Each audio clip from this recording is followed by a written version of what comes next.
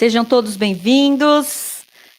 Estamos aí iniciando mais uma ATPC. Eu gostaria de agradecer de antemão a todos os professores que estão acompanhando a nossa ATPC, os gestores das nossas escolas, os PCNPs de outras diretorias de ensino que estão aqui acompanhando também, professores de outras diretorias. Sejam todos muito bem-vindos. Hoje nós estamos aqui com a PCNP de Educação Especial, a Leila. A Leila, daqui a pouco, ela vai se apresentar, porque tem um pessoal que não te conhece, viu, Leila? Então, né? nós vamos aguardando aí a chegada dos professores, né? Aguardando a chegada dos professores. E de antemão já agradeço, né, a colaboração sempre da Leila, da PCNP de Educação Especial. Nós estamos aí recebendo professores, Leila, hoje, de outras diretorias de ensino, então a gente se sente muito feliz por isso. Então, todos os professores que não pertencem à nossa diretoria de ensino, sejam todos muito bem-vindos. As nossas parceiras estarão conosco daqui a alguns minutos, ok? Então, nós vamos aí iniciando. Para quem ainda não me conhece, meu nome é Márcia Buto, sou professora coordenadora do Núcleo Pedagógico, responsável por Língua Estrangeira Moderna, e dentro da diretoria, nós temos sempre pessoas que nos apoiam, e hoje, né, eu vou passar a palavra para a Leila, para ela se apresentar, porque são essas parcerias, né, essas colaborações que enriquecem sempre as nossas ATPCs. Então, muito obrigada, Leila, mais uma vez, pelo seu carinho, por sempre estar aí junto das ATPCs de língua inglesa. Então, mais uma vez, nessa manhã nublada, muito obrigada, Leila, pela sua força, pelo seu carinho, pelo amor que você tem, pelo que você faz, e com certeza isso faz toda a diferença, ok? Então, passo a palavra para você, Leila, para dar um bom dia para o pessoal. Obrigada, Márcia. Bom dia a todos, né? Aos colegas também de outras diretorias, como a Márcia citou. Eu estou na diretoria como PCNP de Educação Especial, novíssima, né, Márcia? Faz pouco tempo, mas eu é que agradeço, apesar de não entender praticamente nada de inglês, mas eu aprendo muito, né? Nós aprendemos juntas, né, Márcia? Essas novas ferramentas, as novas tecnologias aí que a gente tem que estar aplicando hoje, né, pelo ensino remoto. Então, estou muito feliz de ser sua parceira, você sabe muito bem disso, né? Eu acho que a gente tem que ter química, né, para fazer certas coisas, e eu acho que a gente dá certo. Graças a Deus. Eu é que tenho que agradecer essa parceria que eu tenho com você. Obrigada, viu? Muito obrigada, Leila. É sempre muito bom receber as suas primeiras palavras, né? E eu tenho certeza que os professores que estão acompanhando também. Nós combinamos um horário para as professoras da Embaixada Americana fazerem parte, né? Então, nós vamos iniciar daqui a alguns minutinhos, 5 minutinhos mais ou menos, eu vou parar, e aí elas entram com a parte que elas vêm trazer uma colaboração. Então, é muito importante. Então, Leila, se você puder colocar o PPT, Claro. eu agradeceria. Olha, nós temos aí Ana Rosa, good morning, sejam todos bem-vindos. Então, lembrando que essa TPC, ela será gravada para o pessoal que acompanha os professores do período da tarde. Então, todas as contribuições que acontecem ao vivo, eles também acontecem durante a gravação no período da tarde. Eu acompanho toda a ATPC no período da tarde, então, como a gente não tem esse espaço do chat, a gente pede para o pessoal da tarde, então, fazer as suas considerações no momento que a gente pede nos comentários, ok? Eu acompanho todo o desenvolver, né, embora seja uma gravação, mas eu acompanho todo o desenvolver da ATPC no período da tarde também. Então, sejam todos muito bem-vindos. Nós temos aí a PCNP Débora. Seja bem-vinda, Débora. Nós temos o pessoal de Araçatuba, o pessoal de Suzano, os gestores, Karen, Rosane, Regina, olha que bacana, Patrícia, Fabi, a Fabi está aí hoje, seja bem-vinda, Fabi. Enfim, todos os professores, sejam todos acolhidos. Para o tema de hoje, nós escolhemos justamente a questão, olha que bacana quem está chegando, olha aí, eu vou dar a palavra daqui a pouco para a Sara, ok? A Sara está lá no Centro de Mídia São Paulo, e eu já vou dar a palavra para você, tá bom? A gente se sente muito honrado de tê-la aqui.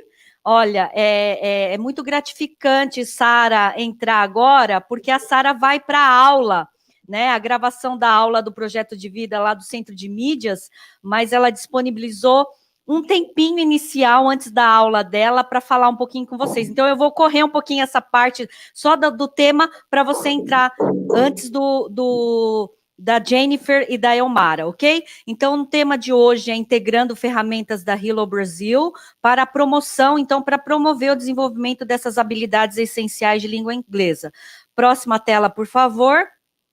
Então, pensando nisso, né, então a gente, para os professores que são de outras diretorias, a TPC de linguagem, mas cada qual dos seus componentes, hoje nós estamos com arte, educação física, língua portuguesa e língua inglesa, cada um em um momento, com seus professores, e hoje também, não sendo diferente, nós estamos aí, então, com todos os professores de língua inglesa. Então, tendo aí, mais uma vez, agradeço a colaboração da dirigente Mara, né, possivelmente, se ela estiver acompanhando, um excelente dia.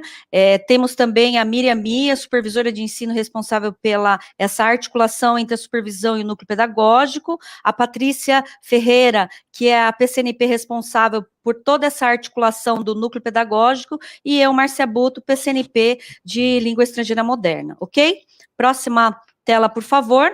Então, nossa equipe, já a Leila se apresentou, então somos hoje da diretoria 2 PCNPs, então já agradeço aí, mais uma vez, Leila, muito obrigada, ok? Próxima tela, então, pensando nessas parcerias, todas as vezes que a gente tem uma TPC, a gente tenta buscar, né, sempre trazer professores. Hoje, em especial, a Sara está aqui para falar um pouquinho da Olimpíada de Inglês. Invertemos um pouquinho a ordem, ela apareceria no final, mas por causa da aula dela, eu acho importante iniciarmos aí com a fala da Sara, que participou o ano passado, recebeu um prêmio nas Olimpíadas de Inglês, então ela vai contar um pouquinho disso daqui a pouco. Então, nós temos 2 parceiras hoje, a Jennifer e a Helmara, elas estarão daqui a alguns minutos junto conosco também, e eu agradeço também o consulado dos Estados Unidos, em nome do Marco Cirata, que faz toda a dinâmica do jovem embaixador aqui em São Paulo, né? Então, também agradeço, então, essa ação que sempre a Embaixada Americana faz em relação à Secretaria da Educação, né? Muito obrigada. E próxima tela, por favor. Então, pensando no tema, né, nesse tema, como que surgiu esse tema? Integrando, então, as ferramentas da RELOBrazil para promover o desenvolvimento das habilidades essenciais. Então, no dia 12 de agosto, que foi a nossa última ATPC, no final no nosso apontamento de presença, nós temos uma sugestão de tema. Então, pensando sempre em atender o que vocês pedem, professores de inglês, é por isso que eu agradeço muito os professores da nossa diretoria, que sempre fazem todo esse movimento de colaboração desses temas. Então, foram feitos 118 sugestões de tema. Então, eu fiz um recorte, se a Leila puder ir clicando. Então, assim, alguns temas vão aparecendo aí na tela de vocês. Então, temas que vocês pediram que nós pudéssemos trabalhar nas ATPCs, nessa ATPC em especial. Então, mídias digitais, mídias ativas, jogos interativos, trabalhando filmes nas aulas de inglês, aplicativos que ajudam no ensino da língua inglesa, estratégias para trabalhar a oralidade. Apareceu vários momentos como sugestões de tema, habilidades que a gente precisa priorizar para atingir os objetivos durante essas aulas não presenciais, aumentar aí a participação dos estudantes. Como que a gente aumenta a participação, né? Nós temos acompanhado aí as nossas escolas e os professores relatam que a dificuldade é aumentar a participação desses alunos nas aulas não presenciais, e como trabalhar a pronúncia online, né, e aulas motivadoras no uso de tecnologias. Então, pensando em todos esses temas, próxima tela, por favor. Então, nós tivemos aí a avaliação, né, a avaliação dos professores em relação à nossa última TPC, que aconteceu no dia 12 de agosto.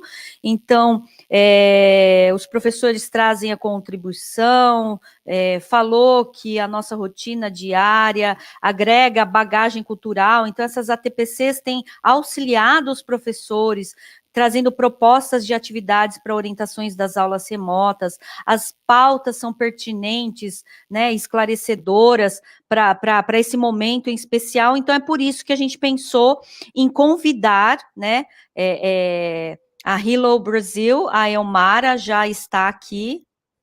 A Helmara está tentando entrar, ok? Elas vão entrar daqui a minutos, mas próxima tela, por favor. Eu gostaria de trazer 3 objetivos que a gente vai alcançar ao final dessa TPC, apropriar-se das ferramentas e recursos gratuitos oferecidos pela RELOBrazil, incentivando os professores de inglês a fazer uso desses recursos, né, como estratégias diversificadas para o trabalho de vocês, professores, em virtude, então, dessa nossa necessidade de trabalhar atividades online. Integrar, então, o uso dessas ferramentas que serão apresentadas pela Jennifer e pela Helmara, né, para promoção, então, das habilidades essenciais de língua inglesa, e informar, então, sobre as Olimpíadas. Então, aproveitar, então, a Sara está aí, e ela ia falar um pouquinho lá no final, mas eu gostaria que a Sara, então, pudesse falar um pouco de como que foi esse movimento em relação às Olimpíadas. É com você, Sara. Hello, bom dia a todos. Vocês estão me ouvindo? Dá para ouvir, Márcia, direitinho?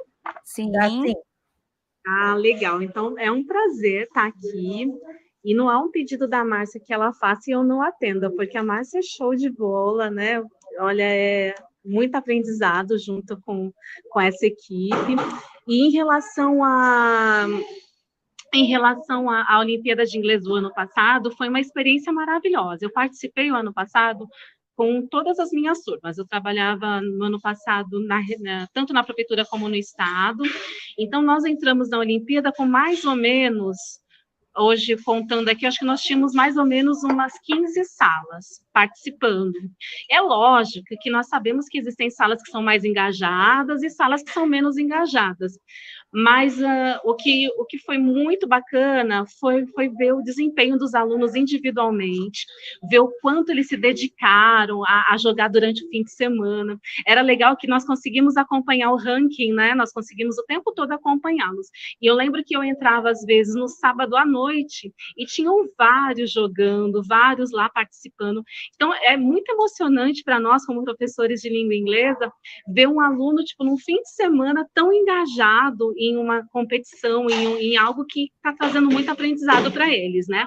Os melhores resultados das minhas turmas do ano passado foi com o 6º ano, por incrível que pareça, né? Porque a gente acha que os mais velhos vão ser melhor, mas os melhores resultados que eu tive ano passado foi com o 6º ano, foi o aluno Kaique, e no final ficou um empate entre o aluno Kaique e a aluna Nicole.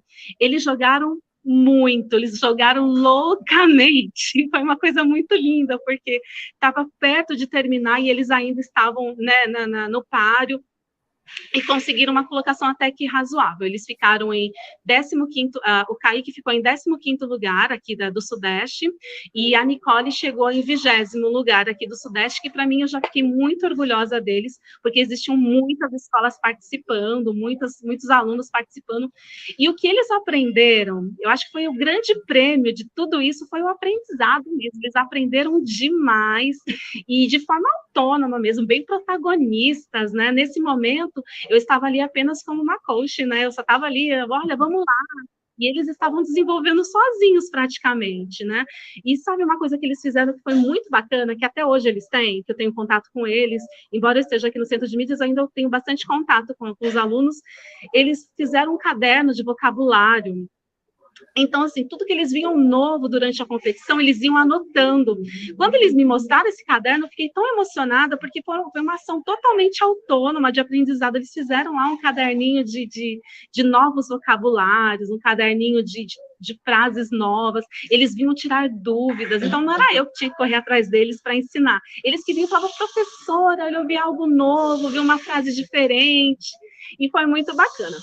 Nós temos a realidade na escola pública dos alunos que não têm ainda, por incrível que pareça, hoje eu acho que, né, a gente está percebendo muito isso, mas tem a realidade, vou aproximar mais aqui, gente, para vocês conseguirem me ouvir, tá, que tem bastante barulho.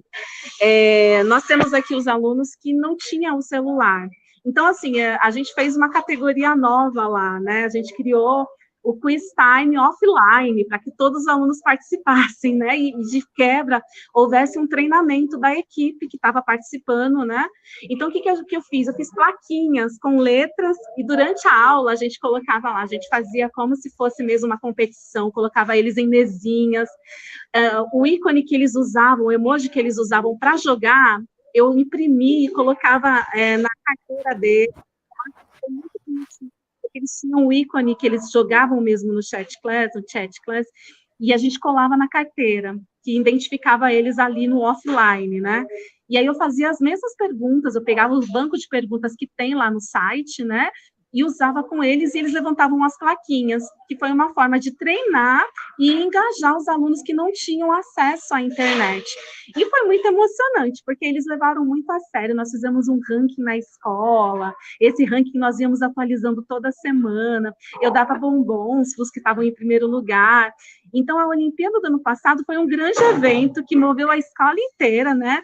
Eles ficaram muito engajados, e eu acho que o maior prêmio para a gente foi esse engajamento, e ter o inglês como o centro ali da ação, que normalmente inglesa, nós não somos os protagonistas normalmente, né? Mas, assim, né? Olimpíada de Inglês ano passado, a língua inglesa foi a protagonista daquele momento, os professores estavam engajados, as disciplinas também, ajudá-los, né, a estar sempre motivando os alunos a participar. Então, a experiência foi fantástica, foi linda, nós fizemos cerimônia de abertura, nacional, dos Estados Unidos, o hino da Inglaterra, nós fizemos um encerramento, que também foi com toda a pompa e circunstância. Sara, eu fiquei sabendo que você recebeu uma homenagem aqui na cidade de Ferraz de Vasconcelos, é isso? Isso, então, aí que aconteceu, esse projeto foi tão assim, foi tão engajador, né, que chegou na secretaria, e esse projeto concorreu com outros projetos destaques da cidade. Então, vários professores de várias matérias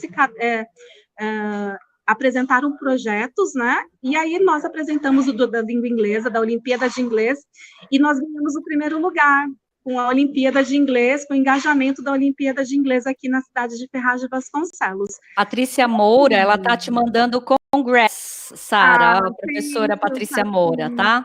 Thank you.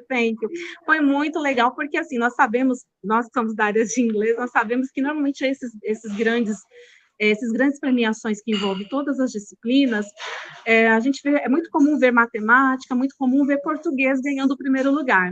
Quando falaram meu nome como primeiro lugar, eu achei assim que foi uma conquista não só para mim, mas para todos nós professores de língua inglesa, que assumimos ali um papel de protagonistas nesse momento, e foi muito importante, né, esse projeto, porque esse ano, olha a situação que nós vivemos, os meus alunos que já estavam acostumados a lidar com o celular e aprender inglês de forma remota, né, estavam super adaptados. Então, no início desse ano, na hora que nós tivemos que fazer essa transição, eles já estavam adaptados a isso. Então, nós antecipamos, nós não sabíamos o que ia acontecer, mas nós já antecipamos esse aprendizado remoto, essa questão de usar as redes sociais, usar o celular para aprender também. Mas foi fantástico, viu, o Márcia, e eu incentivo todo mundo a participar, sim, que vale muito a pena. Muito Olha, obrigada. aqui eu coloco na tela, eu não sei que você está acompanhando do celular, né? Só para os professores entenderem. A professora Sara, ela está no Centro de Mídia São Paulo, dentro da Secretaria da Educação. Ela tirou os minutos iniciais da gravação dela hoje. Então, de coração, mais uma vez, gratidão por você ter disposto esses minutos que para mim, para todos os professores, para nossa diretoria, é um orgulho ter você dentro do Centro de Mídias. Então é por isso que eu gostaria que você levasse aí um muito obrigada a você, Sara, a toda a equipe do Centro de Mídias, que tem feito toda a diferença, tá bom? Então mande aí um grande abraço, eu agradeço a participação valiosa. Muito obrigada, Márcia. Só para vocês entenderem, professores, que a gente teve que fazer uma adaptação na entrada da Sara, porque nós tínhamos aí uma participação dela no final, mas coincidia com o horário dela do Centro de Mídias. Então, mais uma vez, Sara, muito obrigada pela sua colaboração, e eu tenho certeza que os professores vão lembrar de você, porque você está no material do chat class, né? Então, quando eles olharem você lá, você está com um depoimento, um depoimento muito lindo seu, está no chat class para todo mundo poder acompanhar, ok? Um grande beijo para você, Sara. Um grande beijo. Obrigada. Ok, então nós estamos aí recebendo já a Jennifer, mas a Helmara também está entrando, então eu só vou fazer só a apresentação inicial e já passo a palavra para vocês, ok? I'm going to introduce our meeting, and then I'm going to call you, it's okay? Ok. Leila, você pode colocar outra tela, por favor? Então, nós estamos aí com a equipe composta, essa equipe linda que está aqui comigo hoje. Então, a pedido de uma professora, ela falou assim, por que não falar de Paulo Freire? Então, eu trouxe carinhosamente essa frase inicial que faz parte do livro A Pedagogia do Oprimido, né, que é um dos trabalhos mais conhecidos de Paulo Freire, né, foi escrito em 1968, enquanto ele se encontrava exilado no Chile, devido à ditadura, então, militar brasileira, né. Então, essa obra, ela foi lançada em 1974, e eu fiquei muito feliz que foi o ano que eu nasci, olha aí, 1974, e é um dos livros que eu gosto muito de começar aí a nossa TPC com uma citação. Então, a citação que eu escolhi para iniciarmos hoje a nossa ATPC é: o conhecimento emerge apenas através da invenção e da reinvenção, através da inquietante, impaciente, contínua, esperançosa investigação que os seres humanos buscam no mundo,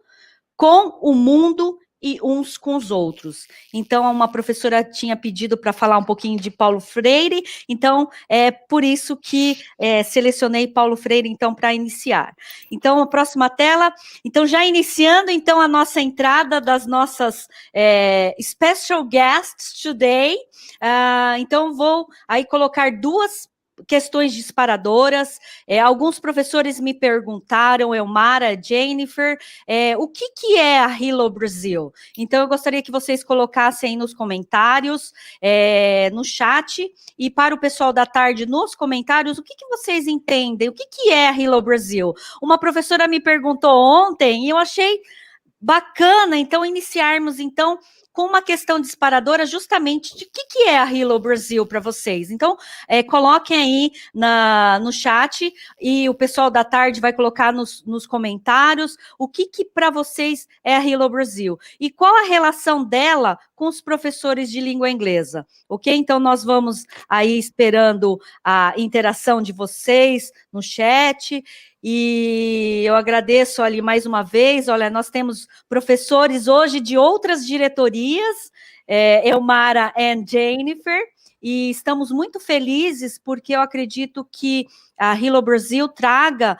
essa grandiosa ação, né, de estarmos aí em formação com os nossos professores. Olha que bacana, Patrícia Moura, hi, Helmara, great to see you here, Teach Group 2012, olha aí, são professores que conhecem vocês, que estão acompanhando. Então, vamos lá, o que é a RELOBrazil? Olha aí, a Fabi, que é uma professora de um programa de integral, né, ensino integral, ela fala, eu não sei o que é, estou ansiosa para conhecer, ok? Olha que bacana. Então, nós, professores de inglês, alguns deles me perguntaram, então é por isso que eu acho que é bacana. Então, enquanto houver aí as colaborações, pode colocar a próxima tela?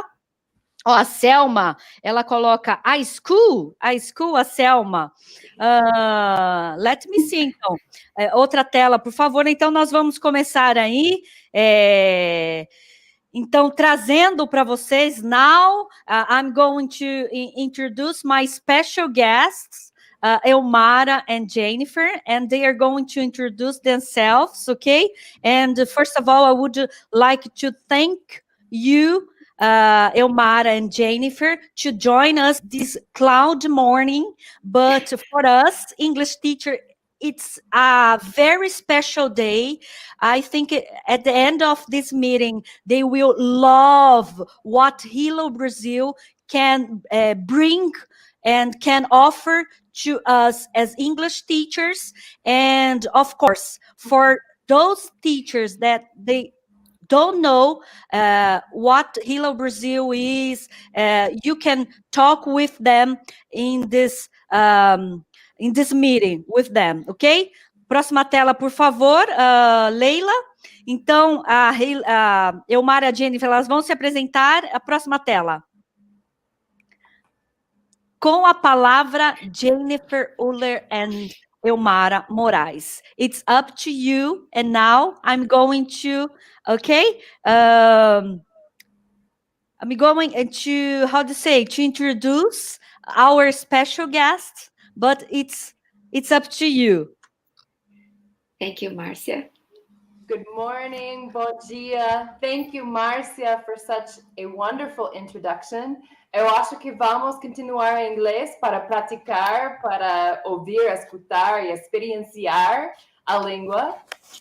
But we will be gentle and we will speak slowly. And we look forward to sharing with all of you, the teachers in Suzano, in Sao Paulo, and beyond, some of our favorite things from the RELO office.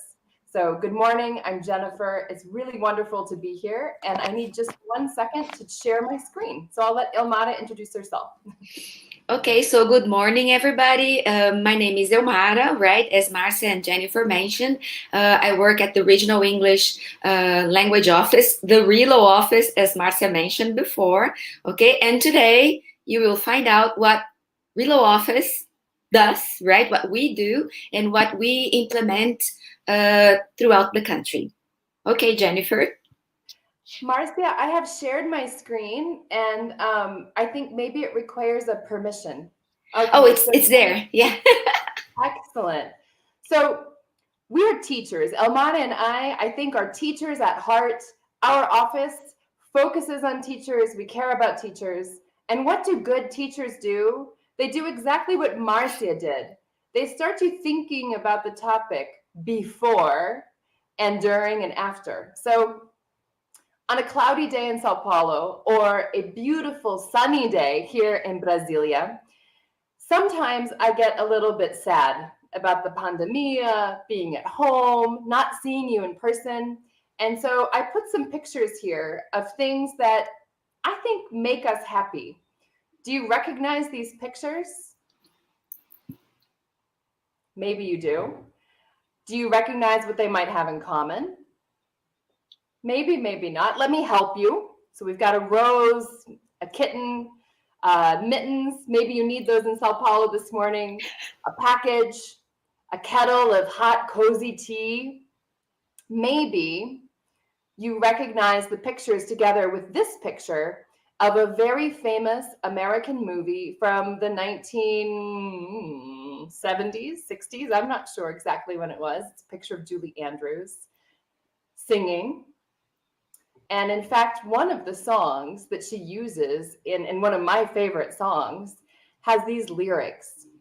Raindrops on roses and whiskers on kittens, bright copper kettles and warm woolen mittens, brown paper packages tied up with strings. Maybe you've got it by now. If you know the movie and you know the song, these are a few of my favorite things. And so, inspired by the need to find resilience and cheer in some of these difficult moments, Helmara and I are going to share a few of our favorite things today. As Helmara already said, the RELO office, or Regional English Language Office, has many resources for you. And it might be overwhelming if we talked about all of them. So we've chosen just 10 awesome, open, and free teaching tools to share with you this morning. So welcome to our presentation. The Regional English Language Office, to start off with, because I want you to know the answer to your question, is all of you. The Regional English Language Office is a community of teachers in Brazil. We are one of 25 offices around the world that focuses on building capacity in the teaching of English. And we work with teachers of English because we know that many more students benefit when their teachers have good resources, good training, and the possibility to connect with each other to learn more about teaching. And the embassy and consulates here in Brazil care a lot about learning English because we know that it opens up all kinds of doors to collaborate and participate in conversations with the United States, and not just with the United States, but with the world. And we want our students in public schools, our youth, our teachers, and our civic society to be able to participate in the international community. And English is one of those keys. So today we're going to continue with a little bit more about the Regional English Language Office. Right, Helmara? Yes, you're ready to go. All right. Are you ready? I think I'm going to let you kick us off. What is one of your favorite things? Right, so let's see. Oh, that's it. You know, the MOOCs. Have you heard about MOOCs? You know, they are massive, open, online courses. They are totally free, okay?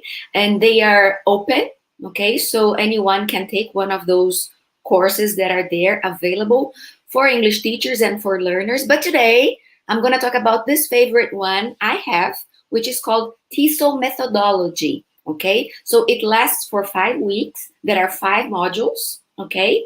And you have a window there to take the course. So enrollment starts on September 8th, as you can see there on the screen, and the course closes on November 30th.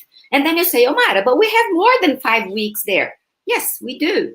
But the thing is, you have 5 modules. So that means more or less 5 weeks. You have that window to take all the modules, right? So the 5 modules. If you do 1 per week, fine. Maybe you need 2 weeks. Fine. So you do it at your own pace, okay? And you improve your practices in contact with teachers from all over the world, because you have many teachers there. You can get some friends, go there, take the course together, discuss, okay? So that's why this is one of my favorite things in the office, Jennifer. And I know you've explored this tool, Helmara. Why don't you take us like inside the course to give us a little bit more information about some of the content? Yes, so here is one of my favorite pieces of the course, right? So as I mentioned, there are 5 modules, okay? So in module 3, you see the focus on the learner. So the student-centered approach that we have all been fighting for. I mean, we teachers, okay, so we try to focus on our learners, you know, not a teacher-centered approach, but a student-centered approach. And the thing is, learning styles, because our students have different styles, you know, to learn. So the course focuses on that in module 3, and also managing large groups, because I know that we all have, like, some teachers have 30, others have 35, 40, 45 students in the classroom. So how can you work with this big number? So this module, for example, focuses on that, and with activities that motivate your students, building their self-esteem, identity. So that's why, you know, this MOOC is really a favorite, and this module specifically called my attention, Jennifer. And what about you? You have number 2, right? No. Actually, I think this is also you. So you're picking us up with 2 favorite things. This is awesome. See? Yeah, my second thing there is American Teens Talk. Okay, so American Teens Talk is one of our publications, right? So you will find it at americanenglish.state.gov. You see it at the bottom there of the slide. Okay, so americanenglish.state.gov. You have this book there. You can download the material. You can download the audio, because you have different ways to use this material. And as the name says, it focuses on teens, right? And there are activities with the 4 skills, vocabulary. So it has a bottom-up, top-down, and interactive approach. Okay, you have listening, you have authentic listening. So you have teenagers there. Okay. Yes, Patricia, it's a nice platform to learn. It's a nice website to visit, right? So you have the listening there. Okay. You have real, authentic material, and it focuses on culture, reflection, okay, about the United States. So it's very interesting to see. And Jennifer, there is a special piece there that I would like to highlight about Teens Talk. There it is. It activates your schema for understanding. So you have interviews. You see there is a teenager there.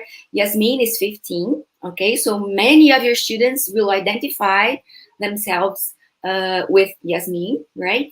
And then if you see, there's a circle around the first question and the last question. So that's a pattern we have in the material, okay? And with all the teenagers that are, you know, interviewed and that are part of this initiative, you have that same question at the beginning and the last question. So you see, there's also a column there with vocabulary. There are questions for discussions. So I think that it makes your students very engaged, okay? And there is this identity piece, right? Because they identify.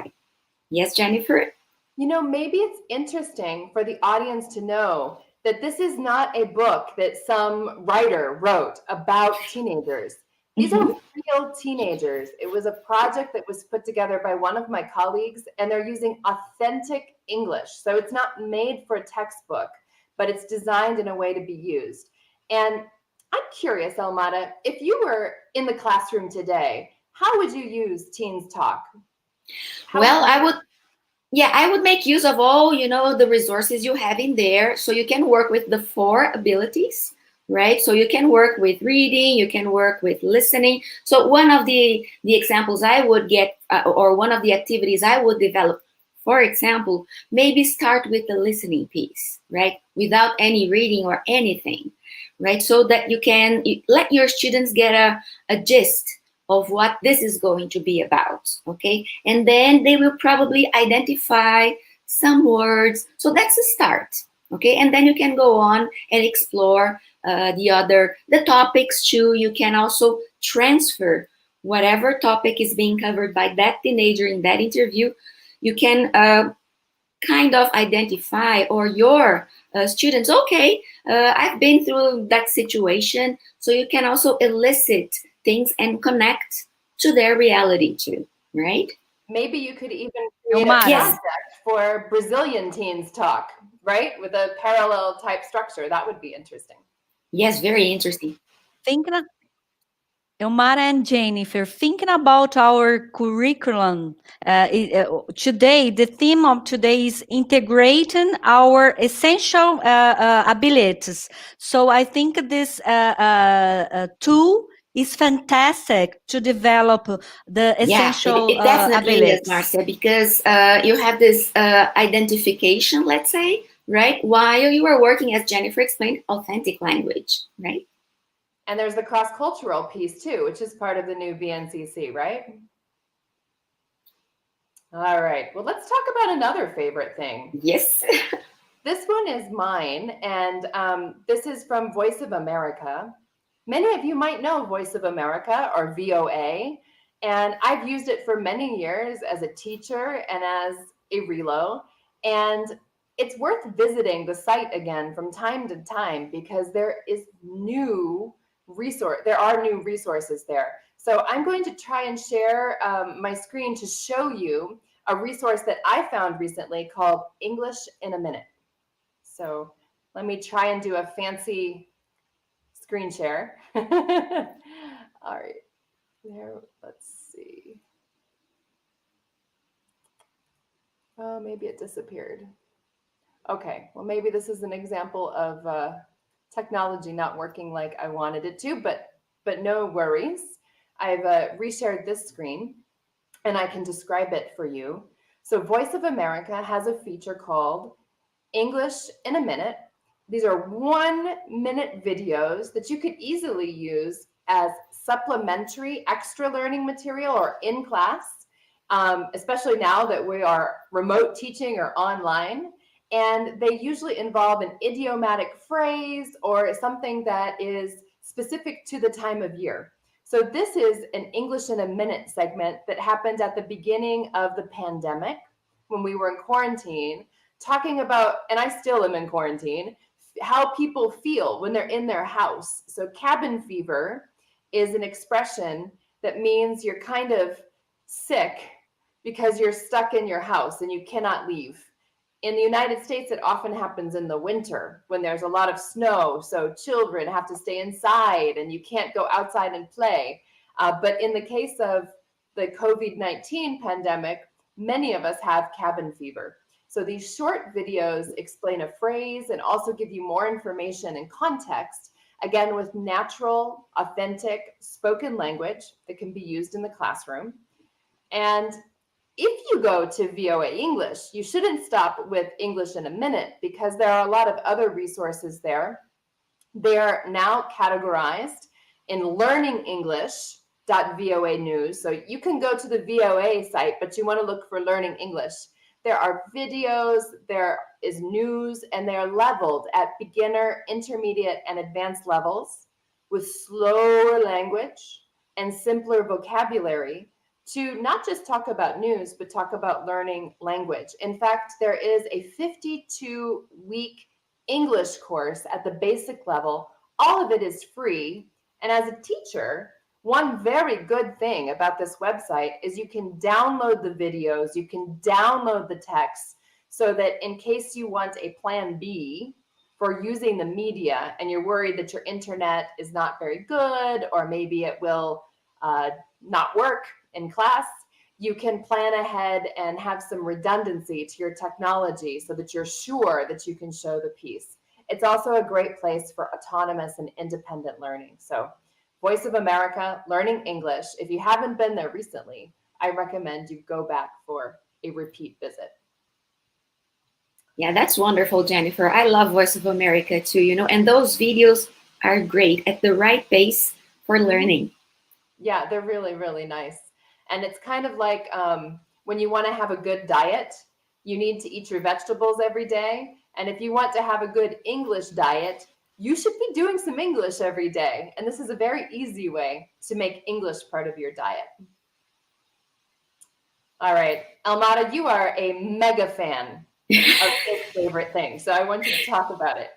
Yes, I am, you know. So as we talked about americanenglish.state.gov, where you have all the materials that are available for you to download and make use of, we also have a YouTube channel. Okay, so if you search for American English on YouTube, you will see videos, you know, lots of resources there, playlists. Okay, that leads me to my favorite playlists in the next slide, where you have, for example, because nowadays with the pandemic and everything that's going on, teachers are being demanded, you know, to use technology a lot, right? So we are using it now, you know, for our session. So what did they do?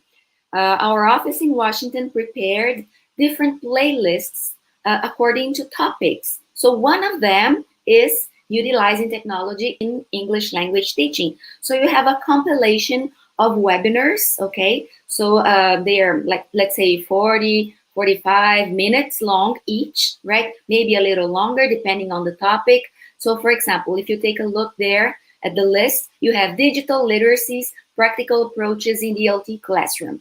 Then you have social media. So there are different focuses on how you can integrate technology to your teaching practices. And then you ask, Helmara, but how can I, you know, I'm very busy. I don't have the time to watch all those webinars, you know, because the playlist can have like 10, maybe 12 webinars. Well, right, we need to teamwork, right? So you have a group of teachers, right? So, okay, so John is gonna watch the first, Mary is gonna watch the second, and then we get together and we share what we learned from the webinar that we watched. Okay, and it's not only in English related to technology. We have topics, for example, on culture, okay, on writing, on different, let's say, perspectives in English language teaching. So it's really worth visiting the, you know, check it out, go to the website and see the playlists you have in there, and you can plan, you know, your professional development activities by yourself, right? You can have a colleague lead, or you can go there and explore. You can have a group, right? So that's why I really like, you know, our YouTube channel, Jennifer. Well, it's a great part of the English teacher's diet, right? Yes, so, yes. No, really, really great things. And it's professional development you can do in your pajamas because no one sees you, and you can do it at your own convenience. And, you know, I don't know about you, but professional development I can do in my pajamas is always a plus. Yes.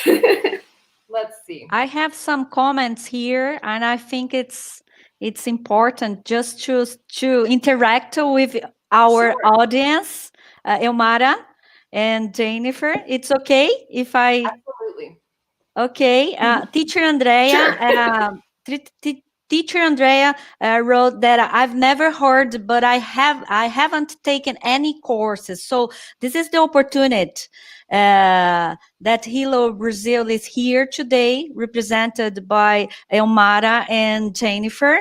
And for these teachers that they don't know any about this opportunity, this is the great day to know more. Thanks, Andrea. Amazing. How many opportunities. That's it, Andrea. Thank you very much. Patricia Moura is here again. So interesting to know new opportunity to develop ourselves. That's it. Thank you. Yeah, and everything is for free, right? So you just go there and explore according to what you need and what you would like to know more. Yeah. And that's only the first 4 of our favorite things. So imagine what is still to come. This is good. So anyway, we welcome comments as they come. Marcia, feel free to chime in. I'm going to talk about one of my favorite things, which is also a massive open online course, or a MOOC. Helmara spoke about MOOCs, the TESOL methodology MOOC that is for teachers, but we also have MOOCs that are for students. In fact, there are 5 MOOCs, but I'm not going to talk about all 5 because I'm focused on one favorite thing. I recently participated in the English for Journalism MOOC, and it is a MOOC that combines English with the topic of journalism. So it's thematic material with a content-based approach that combines together the learning of English with some focus on vocabulary, focus on grammar, as well as the content of the history of journalism and making a pitch with practical exercises. This particular MOOC is open until October 19th, but all of the MOOCs are open on a rotating basis, and these MOOCs for learners are generally open all the time.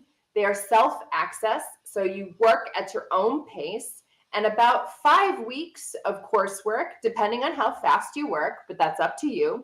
And they're at an intermediate level, which is useful for students who need a challenge, or for teachers who want to recycle and repeat vocabulary and maybe steal some good ideas for their own classroom use, because all of the material, as Helmara already mentioned, is openly licensed and free for you to use and very high quality. So let's look inside. I put here some of the topics that are covered in this particular MOOC, English for Journalism.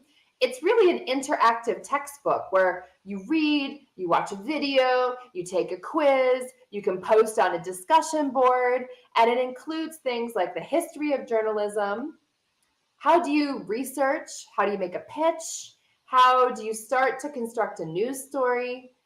We look at print journalism, radio journalism, broadcast, and then finally, social media and digital technologies and how they've completely changed journalism. So if your student or you, or maybe someone you know, is interested in practicing your English, perhaps this is a good MOOC, or the other 4 that you can all find at americanenglish.state.gov.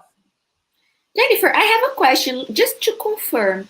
Can I download the material from there and then adjust to my teaching practices, share with my students? Is that perfectly fine?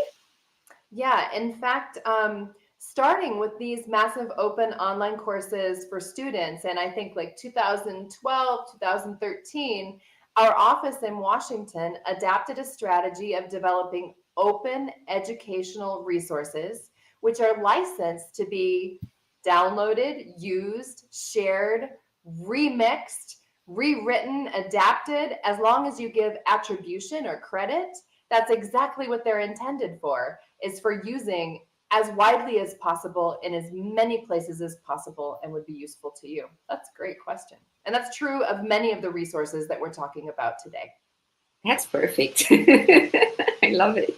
Free stuff, right? There is a question here that came from Vivian. Can the platform be used for 6th grade students too? Many started studying English only this year. Can you say something about this, Helmara?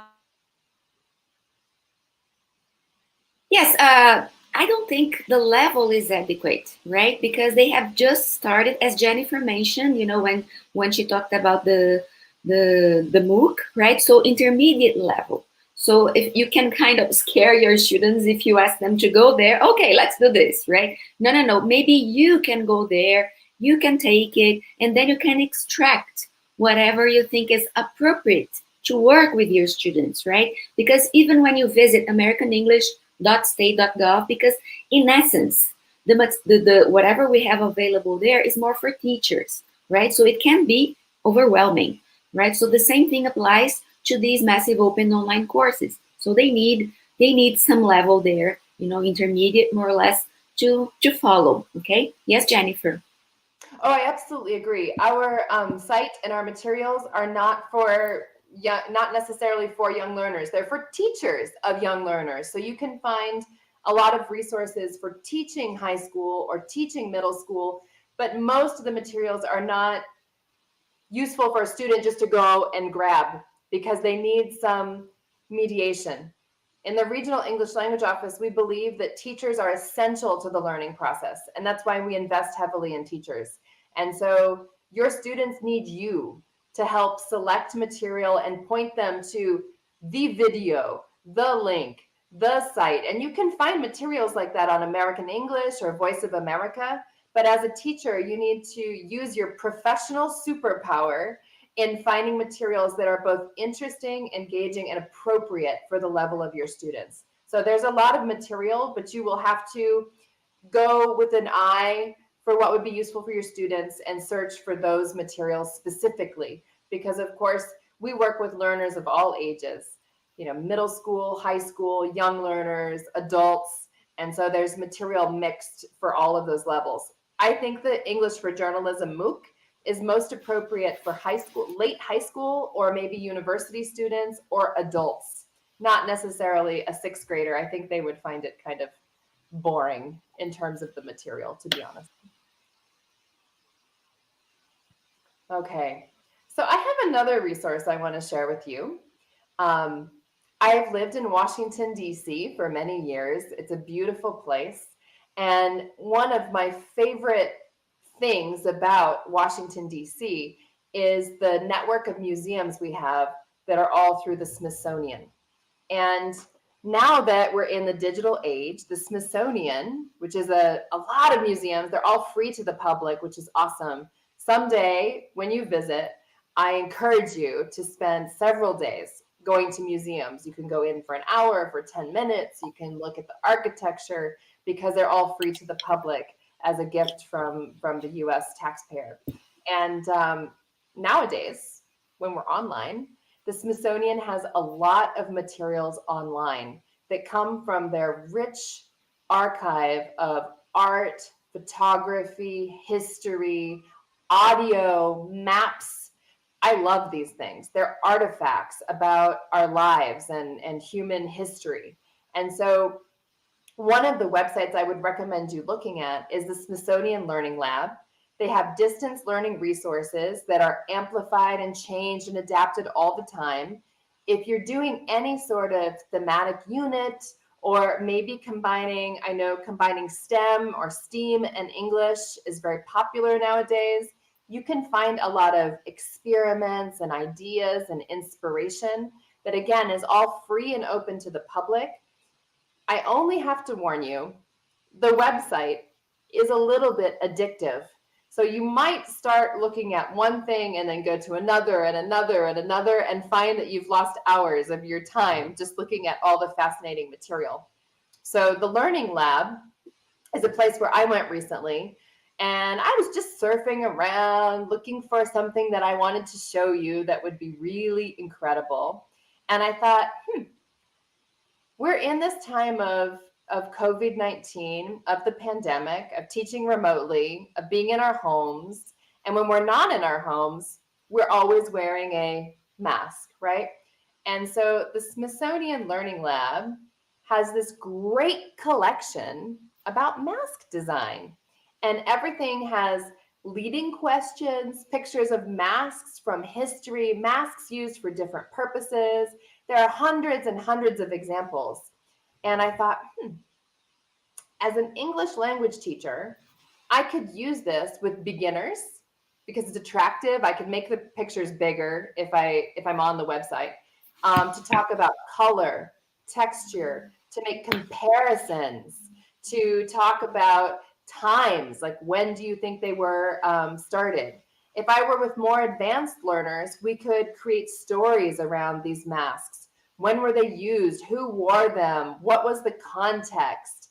We could make our own masks if we were involved in a maker movement and describe those or create our own gallery. So this is just one example, but it struck me as something so incredible in these times to look at how people have worn masks for hundreds and thousands of years and how they have changed and been different. So really cool resource, the Smithsonian Learning Lab.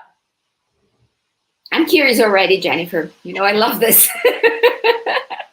brought masks today. We could have done an enactment. Yeah, this is great. All right, so Smithsonian Learning Lab. Let's see. I know we have more. Oh, Helmara, this is one of your favorite things. Yes, it is. And it's also available at americanenglish.state.gov. English clubs. Have you ever thought about creating an English club with your students, right? Motivating them, or maybe giving them some autonomy to have their own clubs, right? So we have some material there at americanenglish.state.gov where you can learn and work with clubs, right? Getting started with a club, how do you manage? How do you facilitate? What the roles are in the club, right? So you have manuals there you can go and download. So you have one specifically for leaders, another one for members, another one for readers, and there is a concise guide too. I do have the concise guide here somewhere with me, right? But it's there, right? It's available there. It's very practical, okay? Because sometimes you don't know, but what topic shall we cover? There are suggestions there, okay? But how are my students gonna manage this? How am I gonna lead this if I am the one leading the club? But I have a suggestion that I think is very, very interesting, because you say, Helmara, I don't know if that's possible in the context where I teach, okay? But why not, for example, have small groups of students, and at the end of each class, maybe 5 or 10 minutes, they can sit together and they can have their own club. They can start discussing. You don't need to have something deep. English clubs are informal, okay? So it's a moment in which participants are free to practice, to express themselves, okay? To use their language up to whatever they know and learn from peers in a natural way, okay? So you can also guide your students. Why don't you do this, for example, during your break time?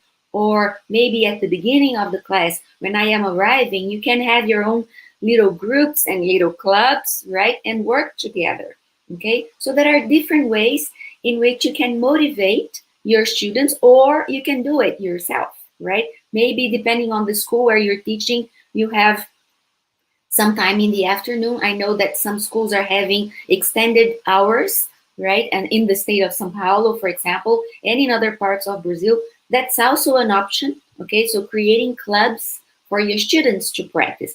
And in the next slide, there are some suggestions there. Look, you can organize it in different ways. You can have a leader, like a hierarchy thing, the leader, and then the assistant, the secretary, and the members. Or you can have the leader and the assistant kind of centralizing and all the members, and you can also have a rotation style, okay? So for example, this week I'm the leader, okay? And the others are members. I have a co-leader with me. Next week, Jennifer is the leader, okay? So she will come up with a topic. She will bring something for us to discuss, and you can do it in a very natural way. So today, I think I like the third option better, right? Because you give your students the opportunity to practice different roles in the club, okay? And yes, I see Jacqueline there commenting that the tools help us save some time, right? Yeah, it is. It's a way, for example, maybe you put them in the English clubs to discuss while you are preparing something else, right? So they are there informally preparing or discussing something, and you are organizing whatever you're doing with your students, for example, right? In fact, Helmara, I was just thinking that when students apply for programs like youth ambassadors or to study in the United States, one of the things that they have to demonstrate is experience with leadership. By encouraging students to organize their own club and to take leadership roles, it's a very good way for them to develop experience with that kind of activity that they can later use for application. So it's a useful classroom tool, but it's also very good for your students who would like to be able to qualify for youth ambassadors, for programs, because often it's difficult in Brazilian schools to find leadership opportunities. And so this is a way to offer that. And I wanted to ask you one more question, Helmara. I just saw the question there from the audience. We can provide our slides, no problem. Helmara, English clubs aren't just for students, are they? They could also be for teachers who need language practice, because we all know being in a classroom is sometimes isolating and sometimes lonely, and you don't have a chance to practice your English skills. And I think there's some opportunities that you might be able to tell us about. Yes, Jennifer, that's great, because as Jennifer said, English clubs are not only for students, right? So this is also a great opportunity for us. And the Relo office, I think we have a Facebook page, right? RELOBrazil. If you don't, go there and like our page and take a look at the opportunities we have, right? And one of them is exactly an English club. We have a specialist there. We have Kelly for teachers. For teachers. This is not for students. This is for teachers, right? Because Helmara and Jennifer is today. Yes. Yeah, today at 5. Okay. So go there. Go to our Facebook page. Check on whatever you have to do to join the club this afternoon at 5 o'clock. Right? So as I said, it's informal, right? So English clubs have that appeal, right? You are there to exchange ideas and practice, because Jennifer pointed out something that's a reality.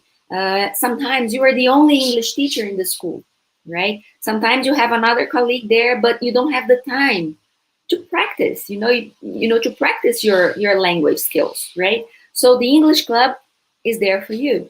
So we have this opportunity for teachers on our Facebook page. So join us for the English club and take a look at the material too, at American English, because that can also inspire you for your own English clubs, right? That's really cool and really important, because it builds community together with other speakers. I know I always need more practice with my foreign languages. Let's see. So there's a publication that's very famous, and I know that this is another favorite that Helmara is going to speak to us about. So why don't you tell us about English Teaching Forum, Helmara? Yeah, maybe some of you have seen this publication or have heard about it. We do share the printed copies with the State Secretariat of São Paulo. So maybe you've seen this publication around in your school or maybe at the regional office. But Forum is a very special magazine, and it's totally online, okay? So you don't need, I mentioned the printed copy, but you don't need the printed copy, So it's a journal, right? It's a quarterly journal made by teachers and for teachers. What does that mean? The articles, the activities, because there is a variety of things in there. So you have something more academic-like. You also have teaching tips, practical activities for you to use in the classroom. So you have, let's say, variation, right? You have variety there, right? You have different options to work for your own professional development and also to use in the classroom. And they are made by teachers. In what sense? You have teachers publishing there, right? So teachers from all over the world. So this is interesting for you to see the perspectives of your colleagues. So for example, a topic I always mention because I know this is hard for us all, right? Assessment. Okay, so how are you going to assess your students? And now with the pandemic, we are all online. What can I do? What techniques? So if you go there and search, for example, using assessment as a keyword, you will get lots of articles that were published on that topic. Okay, so you have lots of opportunities. You also have, this search engine helps a lot. Okay, so you don't need to download the whole magazine all the time. Oh, I'm only interested in this article. You can download only that article. Okay, so you go to americanenglish.state.gov.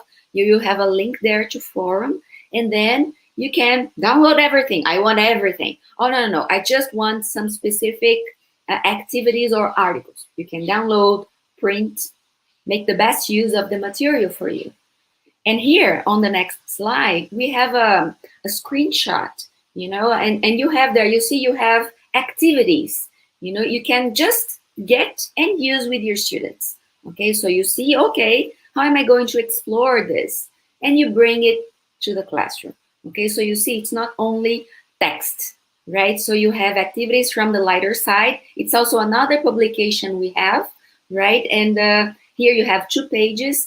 It's just a glimpse, and then you can explore at all, you know, forum magazines. You have activities like that to use with your students in your classroom, okay? You know, Helmara, you were making me think while I was listening to you about how teachers' English clubs and Forum magazine could be connected, because every issue of Forum magazine, it comes out 4 times a year, has a teacher's guide with questions.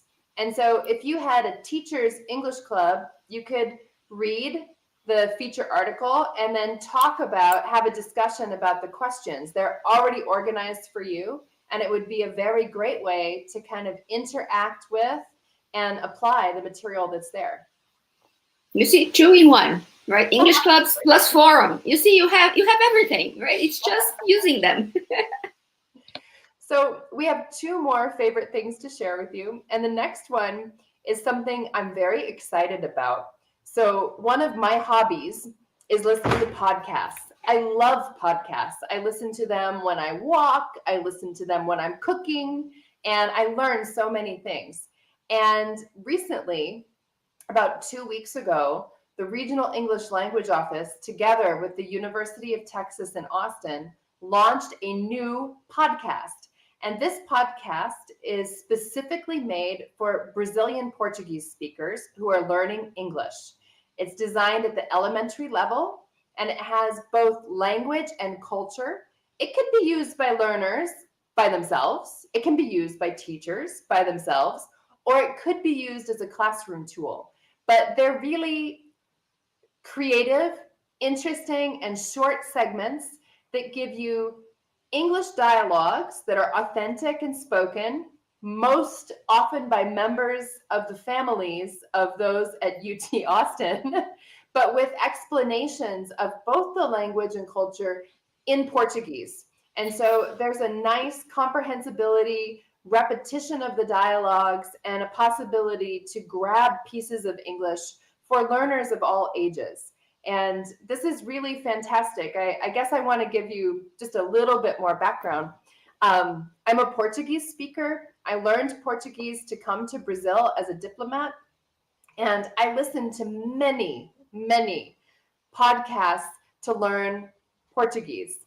And this particular department at the University of Texas in Austin has developed a really beautiful system of teaching with a lot of materials. So you can subscribe to Língua da Gente, Slice of Life, wherever you get your podcasts.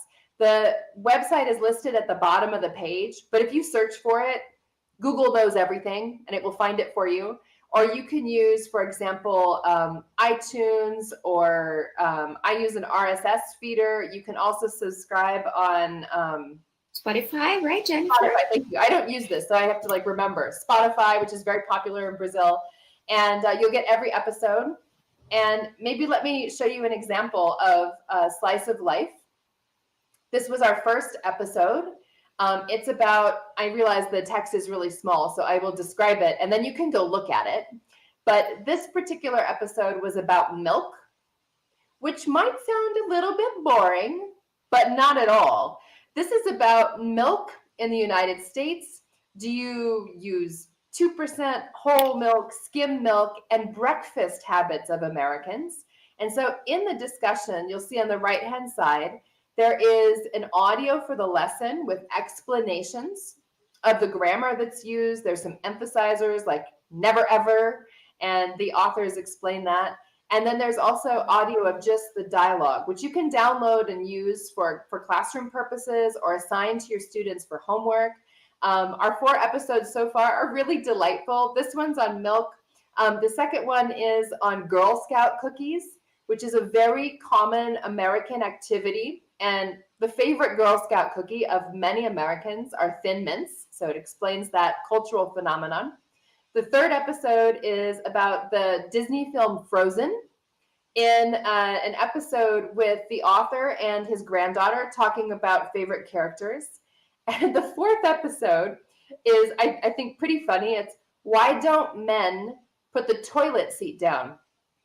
So the topics range in a lot of ways about aspects of American life that are very normal, everyday pieces with explanations of both language and culture. There'll be 50 episodes in total that will be coming out slowly over the next year. So I encourage you to subscribe and to enjoy our slice of life. It's our present to you, something that was made specifically with Brazilian Portuguese speakers in mind who want to learn English when they're listening to their podcasts. It's really cool. Yeah, Jennifer, and each episode, we have one episode per week, right? So people should be checking out frequently because there's always something new, right? Yeah, I guess it depends on if you want to watch them as they come or you're a binge watcher of podcasts and you want to take them all in at once, but they're released once a week. That's a very good point. Helmara and Jennifer, yesterday I listened to the last one, that is Slice of Life number 5. Why can't men put it down the toilet seat? This is the problem here at home because I have 2 little boys and my husband, and every time we complain about this. So I like it very much.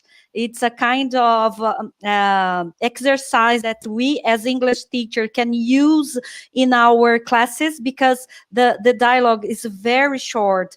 And for me, I like it very much, the episode of the difference between Anna and Anna. It was so funny. So yesterday I was listen to some of the episodes, so it's very nice for us because it's very short and we can repeat 3 times and listen again and compare it with Portuguese and English. It's very good. You've spoken to my heart, Marcia, because we were so excited about this project. I can tell you, we haven't announced it yet, so this is like top secret, fresh news. On the 27th of September at 4 p.m., we will be having a webinar on the RELOBrazil Facebook page with Orlando, Viviani, and Andriana about the making of Slice of Life and how you can use it in your classroom. So watch for more on that, but the 27th of September at 4 p.m. And we'll just have a discussion about how, why, the process, but also applications to the classroom, which I think will be really useful. For me, today, it's a very special day because as you see on chat, we have many colleagues from different districts. So we have Araraquara, we have Araçatuba, we have Jacareí, we have friends from Rio de Janeiro, we have friends from, for example, Liana from SEDUC, Secretaria da Educação. So I would thank you very much for you to provide this great day for us. Because as you can check on our chat, we have teachers that they don't know about Hilo. So this is a great opportunity to know more about all these resources, all this material that are open, that are free for us, and we can use them. We can use all of them in our English class. Thank you very much again. It is wonderful. Take a look of this. Adorei, que live. So it's for you, teachers. It's prepared especially from Helmara and Jennifer. It's for us, English teacher. And you see, it's very important, this kind of movement, this kind of meeting, that we have lots of English teacher that they don't know.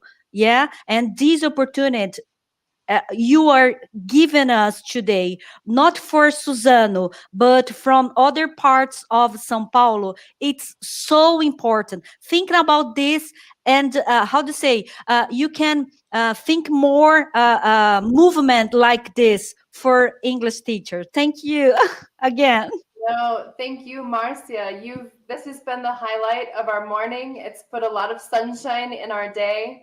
And we are here for you. So our office doesn't exist without amazing professionals, without teachers of English and leaders. informal and formal leaders that exist across the networks of secretariats and universities and federal institutes. And maybe in closing, I just want to share with you one more, because we told you we'd share with you 10 things. So this is number 10. I heard you speaking about the Olimpíada de Inglês when I entered the room. And this is the second year that we're partnering with Chat Class for a National English Olympics. And I think it's a lot cooler than a physics Olympiad or a mathematics Olympiad, because it's in the power of everybody's hands. It means that students who are from a very small town, teachers who are from the interior of the interior of the interior of the interior can participate. It's very accessible. And so in the month of October, don't miss out, because we will have 1 month of free activities, live sessions, and a lot going on with the Olimpíada de Inglês. There are prizes for teachers who compete with their classes, as well as for individual students. It is aimed at middle and high school, public and private schools. Everyone is welcome to participate. In fact, non-high school students can participate. They just can't win any prizes. So if you're curious, you can sign up yourself. And the theme this year, I think, is a theme that is really appropriate. We know many young people don't see the relevance of learning English when they're in school. It's another subject, it's boring, it's hard, whatever their feelings are. They're never going to use it, it's not important to me. And so what we're trying to highlight this year in the Olimpíada de Inglês, together with Chat Class, is the future of work. And this is to give models of students who come from the public system, who come from the interior of the interior of the interior, but also from big cities and from all kinds of circumstances, and how English has made the difference in their lives, their professional paths, their careers, the opportunities they've had, as models for these young students. And we've got some really cool alumni of the Youth Ambassador Program, the Young YLI, the Young Leaders of America's Initiative, and other programs from the U.S. Embassy. And so I think it's going to be a fantastic opportunity for your students to understand how English could be what makes a difference in their lives and their paths. So don't forget, the month of October, plan to be on WhatsApp the entire month, doing the competition when you're between listening to the podcast and doing the dishes in your house. It's something you can access all day, and it's really going to be great. So if you'd like to know more about the Olimpíada, I know you covered this already, but there's a great website, Olimpíada de Inglês. All of the rules, the information is there. You can read how to sign up your students, how to get involved with the community of teachers. And I know it was a huge success last year with over 130,000 student participants. This year, we hope to have even more students and even more teachers involved, and encourage you to be part of the Olimpíada de Inglês. It's so democratic, right, Jennifer? Yeah, I think there's no Brazilian that doesn't have some old cell phone somewhere with WhatsApp on it. I at least find that it's a very popular way that people are communicating here, with voice messages and text and all kinds of things. So I think it's a great opportunity to not only practice grammar and vocabulary, but produce language, because during the competition, you can record your voice or you can type in text, and there is a robot who automatically reads and responds to you. So there's a real interaction that's kind of cool, as well as a friendly competition element that is motivating. All of this gamification and time with our screens. I think this is a great example of a modern Olympics that can involve everybody.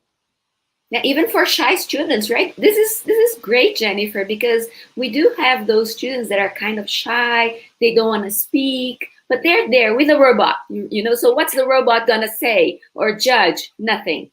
Yeah. Right. So I think it's a great way to practice. We're excited. At the beginning of the meeting, you have heard it.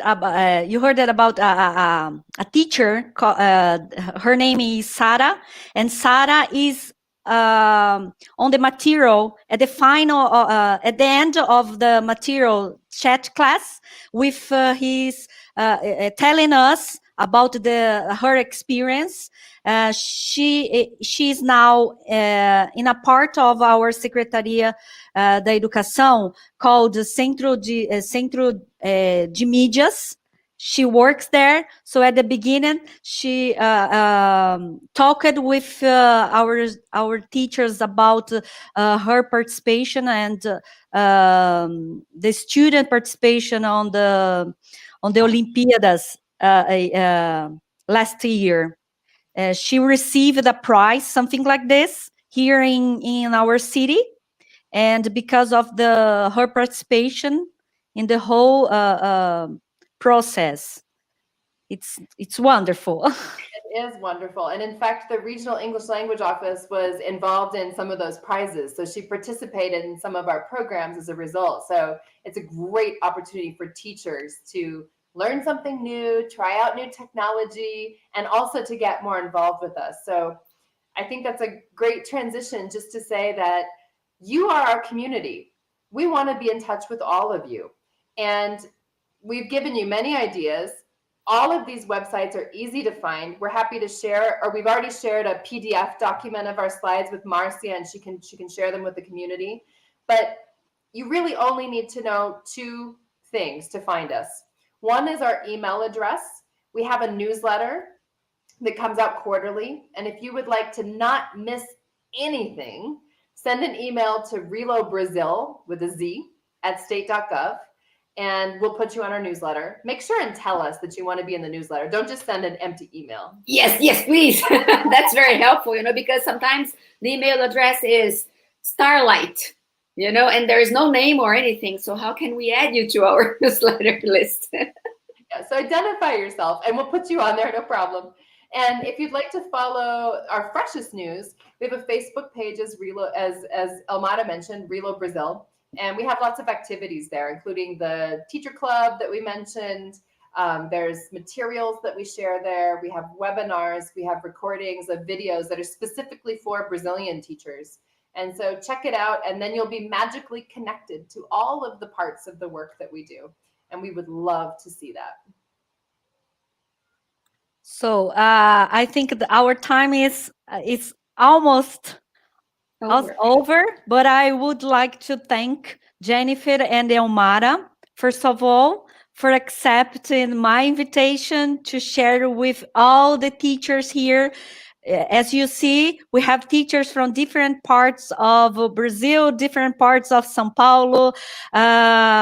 They really love what they do, and they are online, and in the afternoon they are there is another group, and of course they are going to watch this video.